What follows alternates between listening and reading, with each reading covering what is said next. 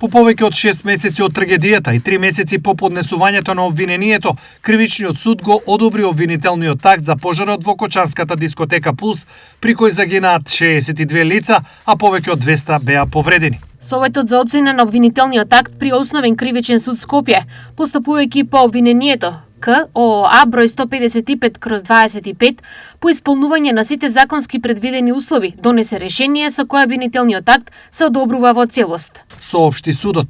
Обвинението првично требаше да го оценуваат и судијките Билјана Коцевска и Бранка Наумовска, но тие се изземаа поради роднински врски со бранители и жртви.